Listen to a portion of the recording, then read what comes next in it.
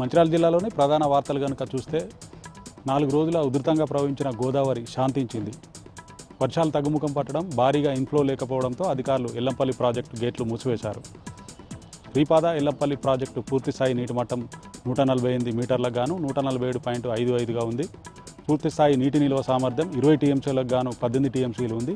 Inflow 38,850 క్యూసెక్కులుగా ఉంది. ఇక మిగతా వార్తల్లోకి వెళ్తే చెన్నూరు నియోజకవర్గంలో పర్యటిస్తున్న ఎమ్మెల్యే వివేక్ వెంకటస్వామికి సమస్యలపై సొంత నియోజకవర్గ ప్రజలే నిలదీస్తున్నారు. చెన్నూరు మండలం సుద్దాల గ్రామానికి వచ్చిన ఎమ్మెల్యే వివేక్తో తమ గ్రామంలో రోడ్లు, డ్రైనేజీ, విద్యుత్ సౌకర్యాలు లేవంటూ నిలదీశారు. తమ గ్రామానికి ఏ ప్రజాప్రతినిధి కానీ అధికారులు రావడం లేదంటూ తమ ఆవేదన వ్యక్తం చేశారు.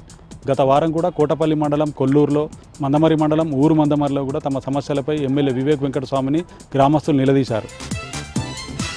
మందమరి మండలం కేతనపల్లి ఎక్స్ రోడ్ వద్ద నిన్న లారీ ఢీకొని national highway patrolling helper Nandulal మృతి చెందిన ఘటనలో మృతుని కుటుంబానికి న్యాయం చేయాలంటూ మంచిర్యాల ఐబీ చౌరస్తా వద్ద కుటుంబ సభ్యులు రాస్తారోకో చేశారు.